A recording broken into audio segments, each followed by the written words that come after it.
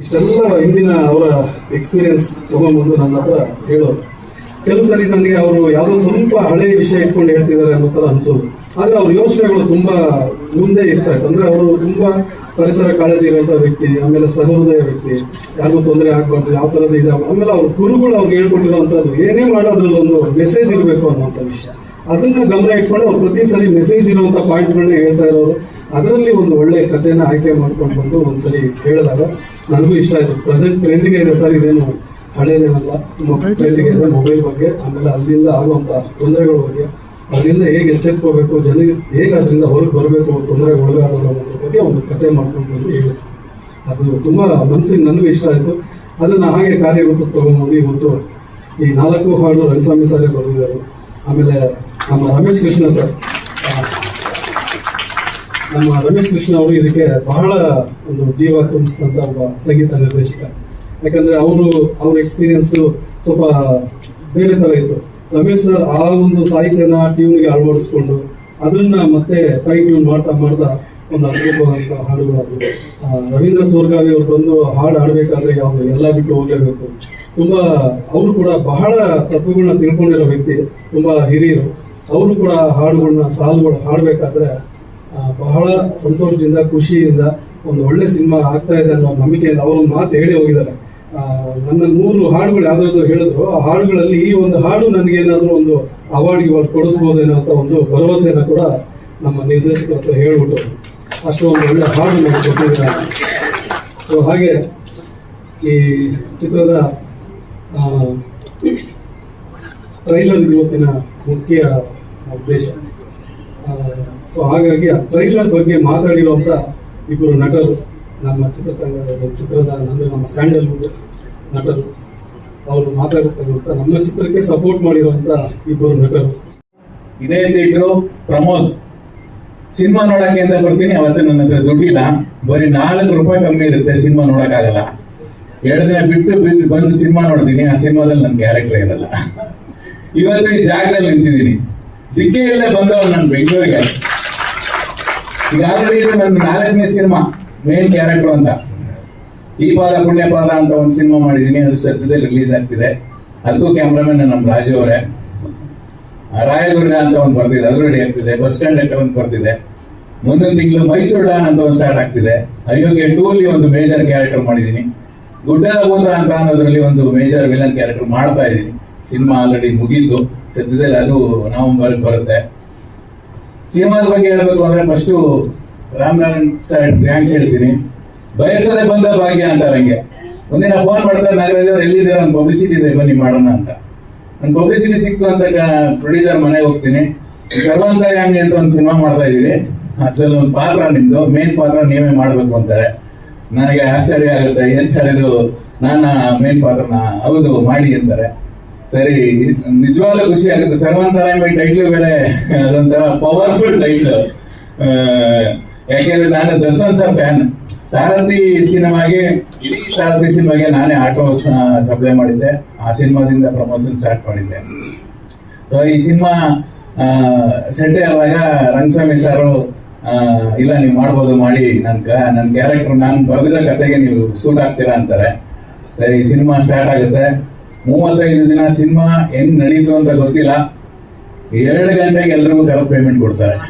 ತುಂಬಾ ಖುಷಿ ಆಗುತ್ತೆ, ಎಲ್ರಿಗೂ ಚೆನ್ನಾಗಿ ನೋಡ್ಕೊಂತಾರೆ. ಅದು ಅಲ್ಲದೆ ಇವಾಗ ಈ ಸಿನಿಮಾ ಮಲಯಾಳಂಗೆ ಭಾಷೆಗೆ ರಿಮೇಕ್ ಆಗ್ತಿದೆ ಅನ್ನೋದು ಇನ್ನೊಂದು ದೊಡ್ಡ ಖುಷಿ. ಎಲ್ಲ ನನ್ನ ಆತ್ಮೀಯ ಸ್ನೇಹಿತರುಗಳು, ಎಲ್ಲರಿಗೂ ನಮಸ್ಕಾರಗಳು. ಇವತ್ತು ಟ್ರೈಲರ್ ಸರ್ವಾಂತರ್ಯಾಮಿ ಚಿತ್ರದ ಟ್ರೈಲರ್ ಬಿಡುಗಡೆ. ಈ ಟ್ರೈಲರ್ ಬಿಡುಗಡೆ ಸಮಾರಂಭಕ್ಕೆ ನೀವೆಲ್ಲ ಆಗಮಿಸಿ ನಮಗೆ ಹೆಚ್ಚಿನ ರೀತಿಯಲ್ಲಿ ಸಹಕಾರ ಕೊಟ್ಟಿದ್ದೀರಾ. ನೀವೆಲ್ಲ ಮತ್ತೊಮ್ಮೆ ಅಭಿನಂದನೆಗಳು. ನಾನು ಈ ಚಿತ್ರ ಮಾಡಬೇಕು ಅಂದಾಗ ಈ ಕಥೆನ ನಮ್ಮ ರಾಮನಾರಾಯಣ ಅವ್ರಿಗೆ ಹೇಳಿದೆ, ರಾಮನಾರಾಯಣ ಈ ತರ ಮಾಡೋಣ ಅಂತ.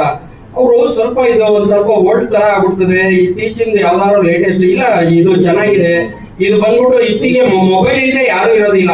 ಇವಾಗ ಗಂಡ ಹೆಂಡತಿ ಬಿಟ್ಟಿರ್ತಾಳೆ, ಹೆಂಡತಿ ಗಂಡನ್ ಬಿಟ್ಟಿರ್ತಾನೆ. ಮೊಬೈಲ್ ಬಿಟ್ಟು ಯಾರು ಇರೋದಿಲ್ಲ ಒಂದೇ 1 ಗಂಟೆ. ನೀವು 1 ಗಂಟೆ ಎಲ್ಲಾರು ಈಗ ಮೊಬೈಲ್ ಆಫ್ ಮಾಡಿ ಆಗಲ್ಲ, ಯಾರು ಮಾಡಲ್ಲ. ಪರಿಸ್ಥಿತಿ ಇವತ್ತು ಹಂಗಿದೆ. ನಾವು ಮೊಬೈಲ್ಗೆ ಅಷ್ಟು ಅಡಿಕ್ಟ್ ಆಗ್ಬಿಟ್ಟಿದ್ದೀವಿ. ಅದಕ್ಕೆ ಒಂದು ಸಾಂಗ್ ಕೂಡ ನನ್ನ ಸಾಂಗ್ ನೀವು ನೋಡಿದ್ರಿ.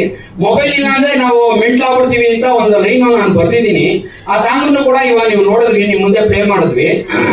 ಅಂತ ಪರಿಸ್ಥಿತಿ ಇವತ್ತು ನಮ್ಗಿದೆ. ಮುಂಚೆ ಒಂದು ಕತೆ, ಒಂದು ಕಾದಂಬರಿ, ಒಂದು ಪುಸ್ತಕ ಓದೋರು, ಎಲ್ಲಾದ್ರೂ ಟೈಮ್ ಸಿಕ್ಕಿದ್ರೆ ಸಾಕು ಒಂದು ಪುಸ್ತಕ ಕೈಯಲ್ಲೇ ಇಟ್ಕೊಂಡು ಹೋಗೋರು. ಎಲ್ಲೋದ್ರು ಒಂದು ಕತೆ ಓದೋರು, ಒಂದು ಕಾದಂಬರಿ ಓದೋರು, ಇಲ್ಲ ಒಂದು ನ್ಯೂಸ್ ಪೇಪರ್ ಆದ್ರೂ ಇರೋದು ಕೈಯಲ್ಲಿ. ಇವಾಗ ಪ್ರತಿಯೊಬ್ಬರ ಕೈಯಲ್ಲೂ ಮೊಬೈಲೇ. ನೀವು ಒಂದು ಡಾಕ್ಟರ್ ಶಾಪ್ ಹೋಗಿ ಲೈನಲ್ಲಿ ನಿಂತ್ಕೊಳ್ಳಿ, ಅಲ್ಲಿ ಕುತ್ಕೊಂಡಿರಿ ಲೈನಲ್ಲಿ, ಅವರು ಪಕ್ಕದವ್ರನ್ನ ನಿಮ್ ಕಷ್ಟ ಏನೋ ಅನ್ಸುತ್ತ ಯಾರು ಕೇಳೋದಿಲ್ಲ. ಎಲ್ಲ ಬಂದು ಕುತ್ಕೋತಾರೆ, ಅವ್ರವ್ರ ಮೊಬೈಲ್ ಆನ್ ಮಾಡ್ಕೊಂಡು ಕುತ್ಕೋತಾರೆ. ಮೊಬೈಲ್ನೇ ಇವತ್ತು ಸರ್ವಸ್ವ ಆಗ್ಬಿಟ್ಟಿದೆ. ಅದಕ್ಕೋಸ್ಕರ ಈಗ ಈ ಮೊಬೈಲ್ ನಿಂದ ಮಕ್ಕಳಿಗೆಲ್ಲ ತುಂಬಾ ತೊಂದರೆ ಆಗ್ತಾ ಇದೆ. ಇನ್ ಫ್ಯೂಚರ್ ಬಹಳ ಕಷ್ಟ ಆಗ್ತದೆ. ಮೊಬೈಲ್ ನಿಂದ ಒಂದಲ್ಲ ಎರಡಲ್ಲ ನಾನಾ ರೀತಿ ಕಾಯಿಲೆಗಳು ಬರ್ತವೆ. ಅದೇ ಆ ಒಂದು ಸಾಂಗ್ ಇವಾಗ ಕೇಳಿದ್ರಿ, ಮೊಬೈಲ್ ನಿಂದ ಕಣ್ಣು, ಕಿವಿ, ಕಿಡ್ನಿ ಎಲ್ಲ ಫೇಲ್ಯೂರ್ ಅಂತ ಅಂದ್ಬಿಟ್ಟು ನಾನು ಒಂದು ಸಾಂಗ್ ಒಂದು ಬರ್ದಿದ್ದೀನಿ. ಇನ್ನು ಫ್ಯೂಚರ್ ಅಲ್ಲಿ ಅದರಿಂದ ಬಹಳ ತೊಂದರೆ ಆಗ್ಬೋದು ಅಂತ ಒಂದು ನನ್ನ ಅನಿಸಿಕೆ. ಮತ್ತು ಒಂದು ಕೆಲವು ರಾಜ್ಯಗಳಲ್ಲಿ ನೋಡಿದೆ, ಟಿವಿಯಲ್ಲಿ ಬರುವಂತ ಒಂದು ಇದನ್ನ ನೋಡ್ಬಿಟ್ಟು ಅವರು ಈ ಮೊಬೈಲ್ಗಳನ್ನ, ಮೊನ್ನೆನೂ ಉತ್ತರ ಪ್ರದೇಶದಲ್ಲಿ ಮೊಬೈಲ್ಗಳೆಲ್ಲ ಹುಡುಗರೆಲ್ಲ ಸೇರ್ಕೊಂಡು ಒಂದು ಊರಲ್ಲಿ ಅವರು ಎಲ್ಲರ ಮೊಬೈಲ್ ಸ್ಮಾರ್ಟ್ ಫೋನ್ಗಳನ್ನೆಲ್ಲ ಹೊಡೆದಾಕಿದ್ದಾರೆ. ಎಲ್ಲ ಸ್ಮಾರ್ಟ್ ಫೋನ್ ಹೊಡೆದಾಕ್ಬಿಟ್ಟು ಅವರು ಎಲ್ಲ ಬಂದ್ಬಿಟ್ಟು ಕೀಪ್ಯಾಡ್ ಫೋನ್ ಯೂಸ್ ಮಾಡಬೇಕು ಅಂತ ತೀರ್ಮಾನ ಮಾಡಿದ್ದಾರೆ. ಅದೊಂದು ಒಳ್ಳೆ ತೀರ್ಮಾನ.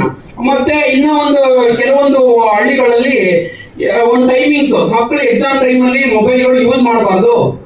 ಒಂದು ಸಂಜೆ 4 ಗಂಟೆಯಿಂದ ರಾತ್ರಿ 10 ಗಂಟೆವರೆಗೂ ಯೂಸ್ ಮಾಡಬಾರ್ದು ಯಾರು ಅಂತ ಹೇಳ್ಬಿಟ್ಟು ಅದೊಂದು ಕಂಡೀಷನ್ ಮಾಡಿದ್ದಾರೆ ಕೆಲವೊಂದು ಊರುಗಳಲ್ಲಿ. ಇದು ಒಳ್ಳೆ ಬೆಳವಣಿಗೆ ಅಂತ ನಾನು ಅನ್ಕೋತೀನಿ. ಬಟ್ ಮೊಬೈಲ್ ಅನ್ನ ತಪ್ಪಿಸೋದು ಬಹಳ ಕಷ್ಟ ಇದೆ. ಒಂದೊತ್ತು ಊಟ ಇಲ್ಲ ಇದ್ರು ಇರ್ತೀವಿ, ಮೊಬೈಲ್ ಇಲ್ಲ ಅಂದ್ರೆ ಇರೋದಿಲ್ಲ ಅಂತ ಹೇಳ್ಬಿಟ್ಟು ನಾನು ಒಂದು ಸಾಂಗಲ್ಲೂ ಬರ್ದಿದ್ದೀನಿ. ಇದಿಷ್ಟು ಈ ಸಿನಿಮಾದ ಕತೆ. ಈ ಸಿನಿಮಾ ಕತೆ ಮೊಬೈಲ್ ಇಂದ ಮಕ್ಕಳಿಗೆ ಏನು ಉಪಯೋಗ, ದೊಡ್ಡವ್ರಿಗೆ ಏನು ಉಪಯೋಗಕ್ಕಿಂತ ದುರುಪಯೋಗ ಜಾಸ್ತಿ ಆಗಿದೆ. ನಾನು ಬೇಸಿಕಲಿ ಡೈರೆಕ್ಷನ್ ಡಿಪಾರ್ಟ್ಮೆಂಟ್ ಜೊತೆಯಲ್ಲಿ ಆಕ್ಟಿಂಗ್ ಮಾಡ್ತಾ ಇದ್ದೀನಿ 15 ಇಯರ್ಸ್ ಇಂದ. ತುಂಬಾ ಸಿನಿಮಾ ಸೀರಿಯಲ್ಸ್ ಮಾಡಿದೆ. ಅದಾದ್ಮೇಲೆ ಸರ್ವಾಂತರ್ಯಾಮಿ ಸಿನಿಮಾಗೆ ಅಚಾನಕ್ ಆಗಿ ನನಗೆ ಗೊತ್ತಿಲ್ಲದೆ ಬಂದಂತ ಆಫರ್ ಅದು. ಯಾಕಂದ್ರೆ ಅದ್ರಲ್ಲಿ ಯಾರು ನನಗೆ ಕಾಂಟ್ಯಾಕ್ಟ್ ಇರಲಿಲ್ಲ. ದಿಢೀರಂತ ಫೋನ್ ಮಾಡಿ, ಮೇಡಮ್ ಈ ತರ ಒಂದು ಸಿನಿಮಾ ಇದೆ, ಮಾಡ್ತೀರಾ ಸರ್? ಪೇಮೆಂಟು ಮೇಡಮ್ ನಮ್ದು ಪೇಮೆಂಟ್ ಅಷ್ಟಿಲ್ಲ ಅಂದ್ರೆ ಇಷ್ಟೊಂದು ಕೊಡ್ತೀವಿ, ಕೊಡೋದು ನೀಟಾಗಿ ಕೊಡ್ತೀವಿ ಅಂದ್ರು. ನಮ್ ಸಿನಿಮಾದಲ್ಲಿ ಅದೇ ಇವಾಗ ಇಂಪಾರ್ಟೆಂಟ್ ಆಗಿದೆ. ಅಷ್ಟ್ ಕೊಡ್ತೀವಿ ಇಷ್ಟ್ ಕೊಡ್ತೀವಿ ಅಂತ ಪೇಮೆಂಟೇ ಬರೋದ್ ಕಷ್ಟ. ಅಂತದ್ರಲ್ಲಿ ಕೊಡ್ಬೇಕಾಗಿರೋದನ್ನ ಶೂಟ್ ಮುಗಿದ ತಕ್ಷಣ ಅಚ್ಚುಕಟ್ಟಾಗಿ ಅದನ್ನ ಪೇಮೆಂಟ್ ಮಾಡೋರು. ಅದೊಂದು ತುಂಬಾ ಖುಷಿ ವಿಚಾರ ಡೈರೆಕ್ಷನ್ ಇದರಲ್ಲಿ. ನಮ್ ಪ್ರೊಡ್ಯೂಸರ್ ಆಗ್ಲಿ, ಡೈರೆಕ್ಟರ್ ಆಗ್ಲಿ, ಆಮೇಲೆ ನಮ್ ರಾಮನಾರಾಯಣ್ ಸರ್ ತುಂಬಾ ಕೋಆಪರೇಟ್ ಮಾಡಿ ಮೇಡಮ್ ಮಾಡಿ ಚೆನ್ನಾಗಿದೆ ಅಂತ ಹೇಳ್ಬಿಟ್ಟು ಮಾಡಿದ್ರು. ಅದೆಲ್ಲದಕ್ಕಿಂತ ನಮ್ಮ ನಾಗರಾಜ್ ಸರ್ ಕೋ ಆರ್ಟಿಸ್ಟ್ ಆಗಿ ತುಂಬಾ ಸಪೋರ್ಟಿವ್ ಆಗಿದ್ರು. ಹಾಗೆ ನನ್ನಿಬ್ಬರ ಮಕ್ಕಳು ತುಂಬಾ ಚೆನ್ನಾಗಿತ್ತು. ಒಂದು ಫ್ಯಾಮಿಲಿ ಓರಿಯೆಂಟೆಡ್ ಸಿನಿಮಾ ಅಂತಂದ್ರೆ ತಪ್ಪಾಗಲ್ಲ. ಅಂಡ್ ಶೂಟ್ ಮಾಡುವಾಗಲೂ ಅಷ್ಟೇ ನಾವು ಬೇರೆ ಕಡೆಯಿಂದ ಬೇರೆ ಅಂತ ಅನ್ನಿಸ್ತೇ ಇಲ್ಲ. ತುಂಬಾ ಎಲ್ಲರೂ ಅಷ್ಟು ಸಪೋರ್ಟಿವ್ ಆಗಿರೋದ್ರಿಂದ ತುಂಬಾ ಚೆನ್ನಾಗಿ ಬಂತು. Ramnath sir, Lakshman sir, Raju sir ಎಲ್ರಿಗೂ ಥ್ಯಾಂಕ್ ಯು ನಮಗೆ ಆಪರ್ಚುನಿಟಿ ಕೊಟ್ಟಿದ್ದಕ್ಕೆ. ಎಕ್ಸ್ಪೀರಿಯನ್ಸ್ ಬಂದ್ಬಿಟ್ಟು ಇಟ್ ವಾಸ್ ಸೋ ನೈಸ್. ಅದು ನಾವು ಮನೆ ಬಿಟ್ಟು ಬಂದಿದ್ದೀವಿ, ಶೂಟಿಂಗ್ ಮಾಡೋಕ್ಕೆ ಅಂತ ಬಂದಿದ್ದೀವಿ ಅಂತ ಅನಿಸಲಿಲ್ಲ. ನಾನು ಇವಾಗ ನಮ್ಮ ಅಮ್ಮ ನೋಡ್ತಾ ಇದ್ರೆ ಮಮ್ಮಿ ಅಂತಲೇ ಓಡೋಗ್ಬಿಡ್ತೀನಿ, ಎಲ್ಲಿ ನೋಡಿದ್ರು ಹಾಗೆ. I am happy for this opportunity.